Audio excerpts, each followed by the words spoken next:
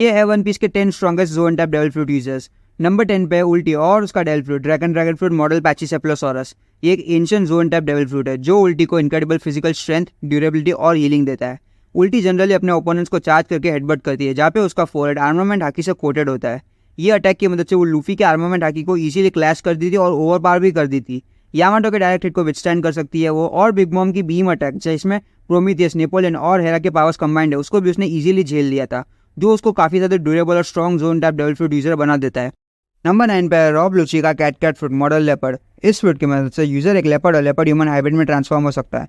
ये एक predator type devil fruit है जो इसे एक ऑफेंसिव फ्रूट बना देता है। लुची साइफरपोल के बेस्ट सीजन्स में से एक है। उसने मरीन्स के 7 मार्शल आर्ट टेक्निक्स को भी मास्टर कर लिया है। लुची के पास ऑब्जर्वेशन और आर्मामेंट हाकी दोनों है और उसे अपने डेविल फ्रूट को भी अवेकन कर लिया है। अवेकन फॉर्म में लुची और ज़्यादा पावरफुल बन जाता है, जहाँ पे उसने लूफी को बैरली थोड़े टाइम के लिए मैच दे दिया था लेवल, लेकिन तब भी लूफी अपने आप को होल्ड बैक कर रहा था बहुत ज़्यादा, वरना तो इतना कुछ खास नहीं और ज़्यादा वो टिक नहीं पाता लूफी के सामने।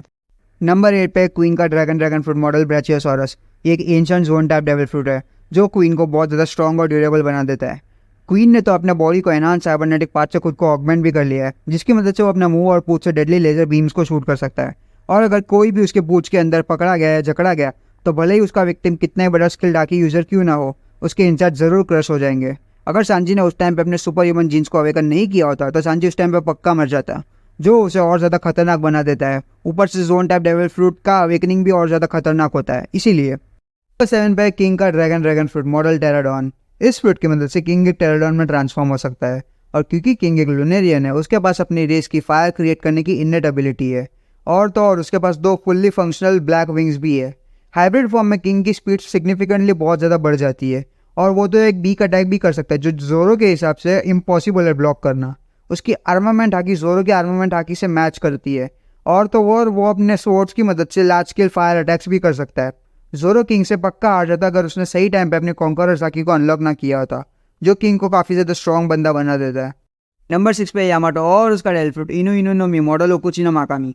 यामाटो काइडो का बेटा है, पता नहीं कैसे बेटा है बेटी नहीं। क्योंकि वो काइडो का बच्चा है, उसने काइडो की सारी सुपर ह्यूमन फिजिकल एबिलिटीज को इनहेरिट किया है, इंक्लूडिंग तीन हाकियों को। वो एडवांस कॉन्करर हाकी से ऑब्जेक्ट्स को भी इन्फ्यूज कर सकता है। यामाटो का मिथिकल जोन फ्रूट उसको डिवाइन वुल्व्स की पावर्स देता है, जिसकी मदद से वो आइस बीम्स और आइस बेस्ड अटैक्स कर सकती है। और यामाटो ने तो एक हद तक काइडो को भी टफ फाइट दे दी थी, मतलब टफ फाइट नहीं बट हाँ उसको स्टैंड बाय पे रखा था जब तक लूफी वापस नहीं आ गया। नंबर 5 पे सेनगोकू और उसका डेविल फ्रूट हितो हितो नो मी मॉडल बुद्धा। ये वन पीस के स्ट्रॉन्गेस्ट कैरेक्टर्स में से एक है। अपने डेविल फ्रूट की मदद से वो जायंट गोल्डन बुद्धा में ट्रांसफॉर्म हो सकता है।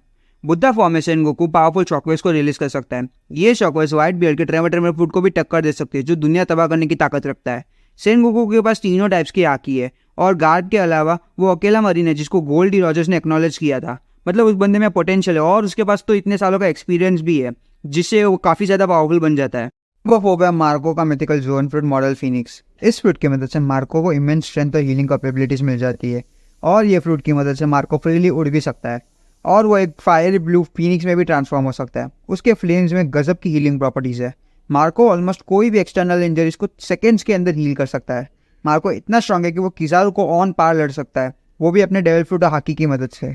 और तो और वो ओनिगाशिमा रेड के टाइम पे किंग और क्वीन दोनों से एक साथ लड़ता है, वो भी ज़्यादा कुछ चोट खाए बिना, जो इसे बहुत ज़्यादा स्ट्रॉन्ग बना देता है।